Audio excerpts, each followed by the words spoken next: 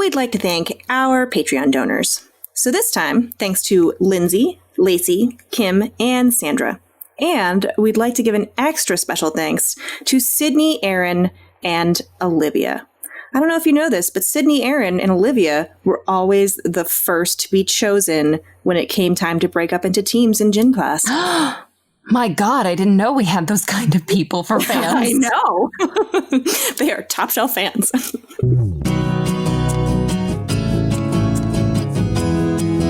When you need some dough, you don't know where to go in this patriarchal capitalist hellscape. Well, here's the sitch, we're gonna help you, sis, because bitches get riches. Bitches get riches. Bitches get riches. Bitches get riches. And so can you. How would you rate right now your space madness? Oh, my space madness? Yeah, how's your space madness doing? Oh, sweet fucking Jesus. It's manifesting in weird ways, you know, because like I'm an extroverted introvert. Mm-hmm. So I value my like alone time and my like time to just hide and be like, no one knows what I'm doing. I could be, you know, writing the next great American novel, but more likely I'm reading a magazine on the toilet. Actually, no, it's never a magazine. I'm always reading trashy science fiction on the toilet. Let's be honest. But now that I can't just like pop over to a friend's and be like, I made this bread, have some extra, like the like normal grandma things that I do to like maintain human relationships. Now that I can't do those things, I am finding less fulfillment in my introvert time. Does that make sense? Yeah, that's like a tale as old as time. The like, I have been informed by the CDC that I'm not allowed to touch my face. Turns out the only thing I want to do while trapped in this mortal coil is touch my fucking face. I just want to rub my face. I'm doing it right now. Can you hear it in the microphone?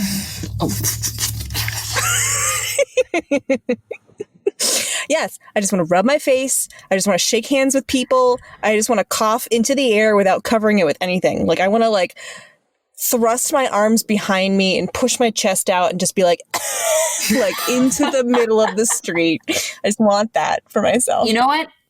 I'm hanging in there. I'm really glad to hear that. Thank you. I'm very glad to hear that. Yeah, with your space madness. Yeah, I'm Kitty. I'm Piggy. We're the bitches and bitches get riches. And we're a crew of roguish space pirates flouting the rule of the Galactic Empire. And I've got a bad feeling about this. Our time on this planet is limited. So let's get started. Today's letter comes to us from Reddit because I could not fucking resist this bait. I'm so excited. This is so juicy and fucked up. I love it. This is great. All right. So am I the asshole for refusing to pay at a restaurant that was false advertising? I'm going to read the whole damn thing because it's...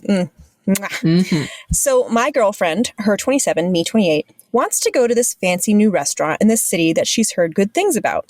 We get there and it seems like one of those hipster places, but whatever, I'm hungry.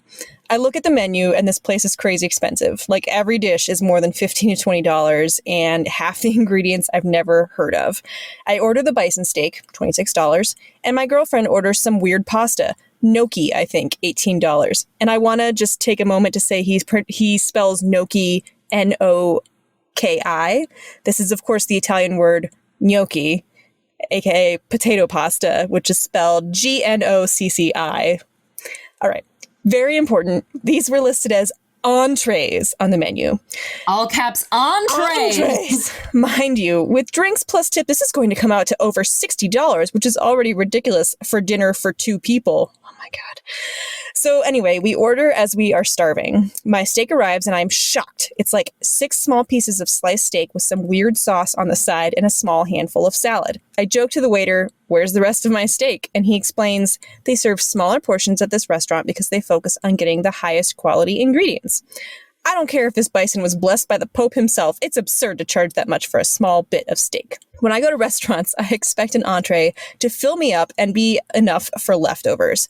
I'm complaining to my girlfriend and she's getting annoyed with me. Similar situation with her pasta. It was maybe like 12 pieces of noki dressed up with some... Noki. Noki.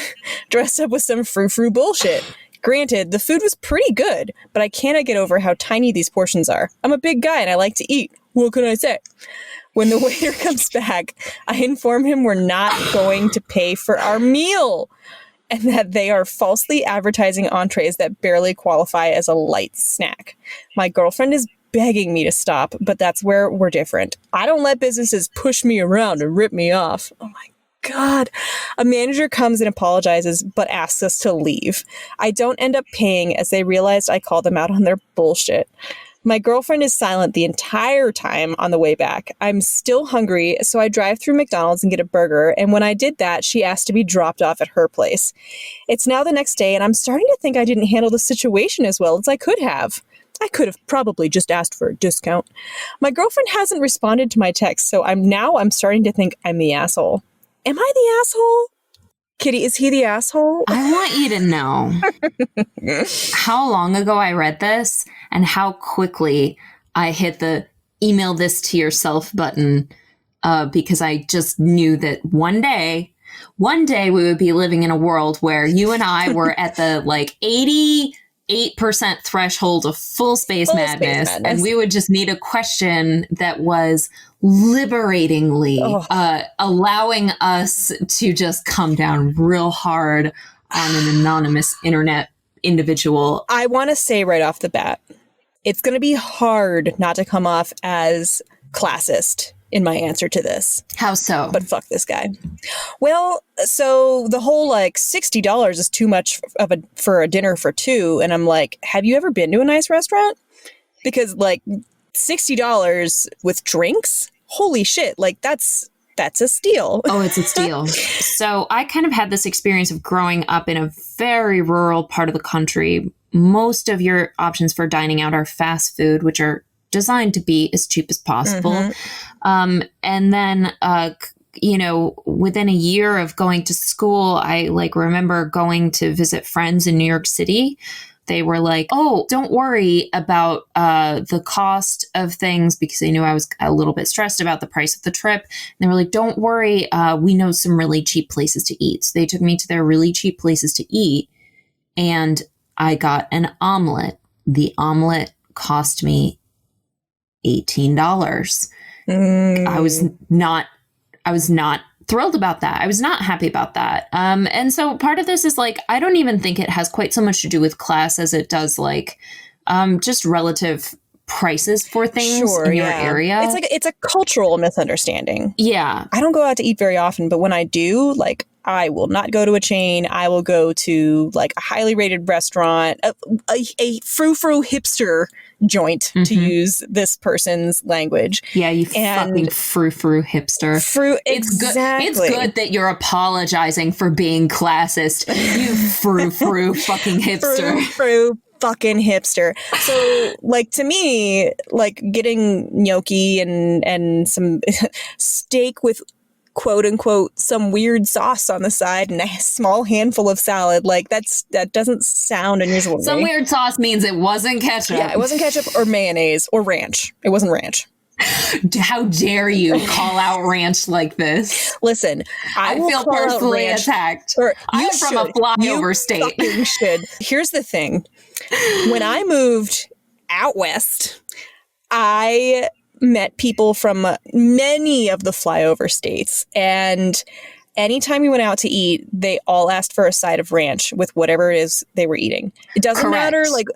It was a salad side. It was if you had a burger and fries. It was if you had pasta. Every fucking dish.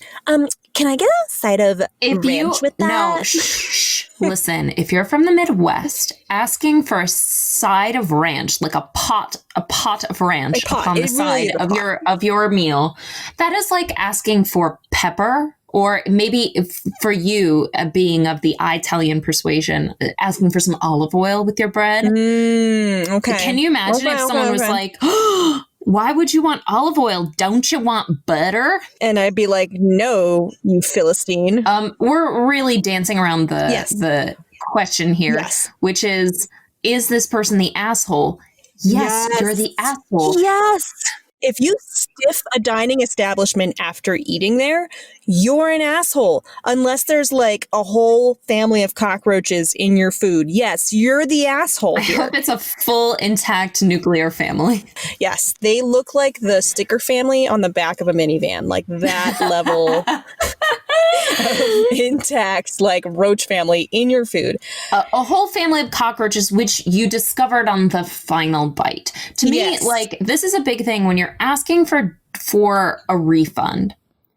How much of that thing that you're asking for a refund on did you consume? So actually, right now, I'm playing a video game, and it's a port. So a couple of times while I've been playing, the game has frozen. I'm not pleased about that. I'm annoyed that it's not working the way that it's supposed to. But if you look at how long I've been playing that game, it's over 12 hours. And at that point, I'm like, you know what? It's true. This did not rise to my expectations. But am I going to ask for a refund on it? No, because I paid $8 for it, and I have definitely gotten my money's worth in terms of how much I have been playing it. I will continue to play it. I will just save more often. And that's how I feel about ordering at a restaurant too. It's like, if there's something seriously wrong with your food, No, send it you back. better not be eating it. If you eat the whole thing and then you say, I'm still hungry, give me money back, give me free food because, wait, hold on. Give me free food because I'm a big guy and I like to eat. God. What can I say? His poor girlfriend. I hope she dumped him after this. I hope so too. This is so mortifying. She heard of a fancy new restaurant in the city, and she heard it was good, and she wanted to try it out, and she wanted to like go have this nice date with her boyfriend, and like he totally cocked it up. Like, oh my God, I would have just died of embarrassment right there. And I'm surprised. I don't know what their financial position is, and clearly they don't live together, thank goodness. But I'm confused about why she didn't just pay for the meal or pay for her half of the meal. But I absolutely don't blame the manager for being like, get the fuck out, you know? Yeah. So like my husband and I, we have an agreement, kind of an unspoken one, that if one of us doesn't love our food, but the other person is clearly really enjoying theirs, the person who got the not super fantastic dish, they will pantomime having a fantastic time anyway. And we can talk about it later, because why ruin the time out? Don't yuck on my yum.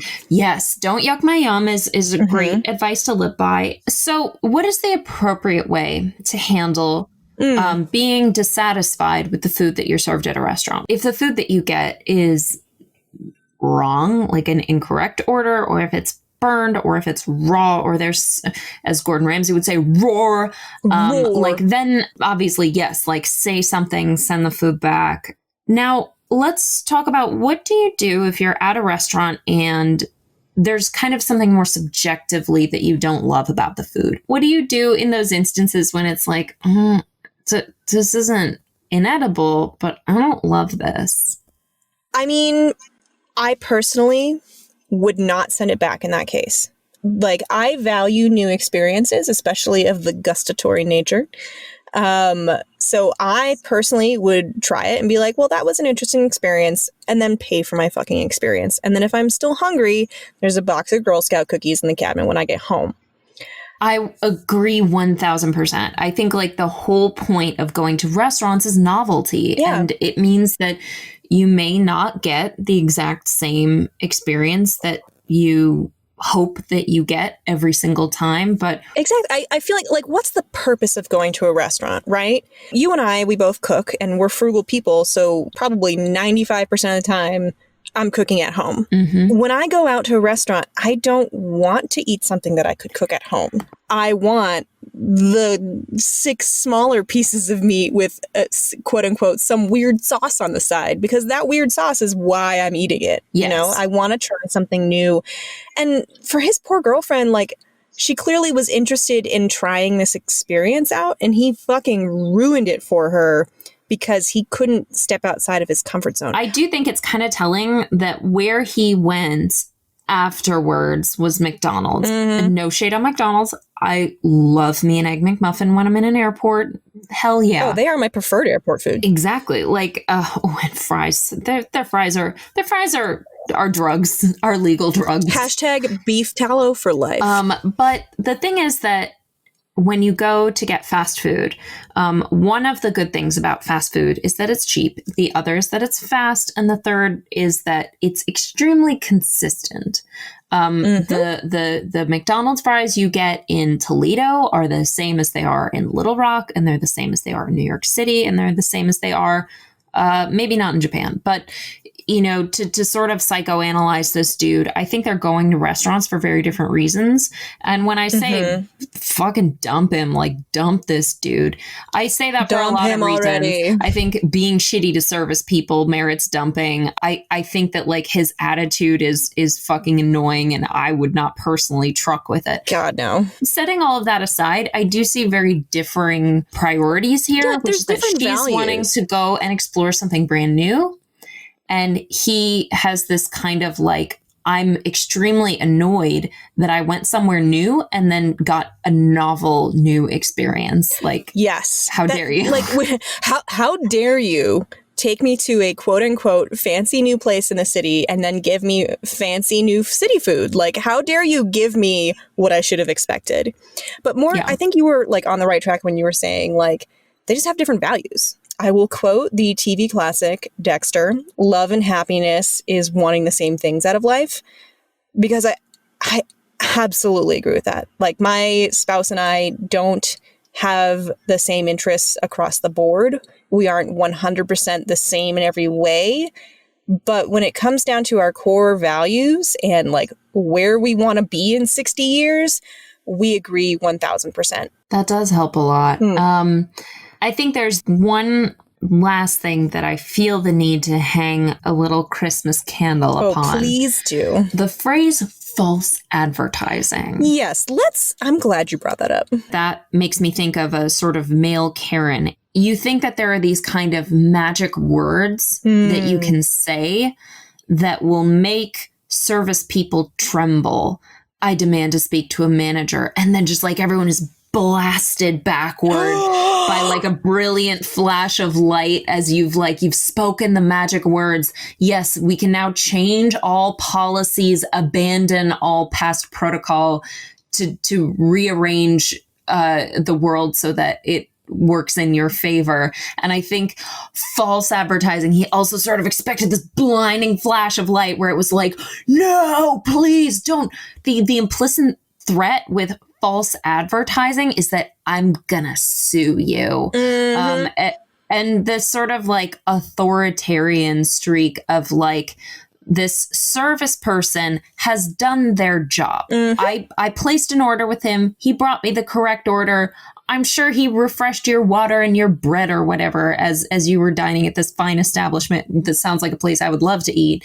Did he do his job? Yes.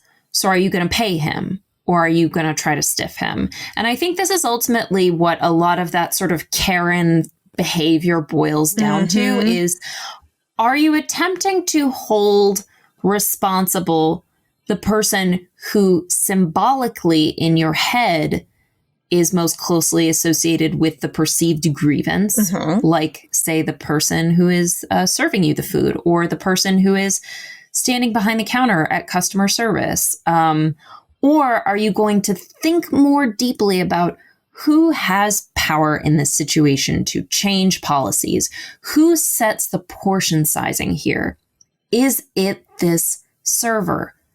No, it is not. No. Tip your waitstaff. Tip your fucking waitstaff. An emotionally mature person is someone who, even if things are just not going their way and they're not pleased, and Lord knows I've been in situations where I feel like I've gotten really crap customer service and I'm pissed about something and I want to be pissed at somebody about it. But you have to make sure that gun that you're holding is pointed at the correct person before you start putting your finger on the trigger, because otherwise all you are doing most likely is shouting at the most lowly paid person who has no control over it. The proper way to handle this situation, I believe, was for him to eat the food and fucking pay for it, And then in the car ride home, be like, hey, you know what? I actually didn't enjoy that experience. Like, I know it was your idea and like you were excited about it, but like, I really expect something different from a restaurant experience.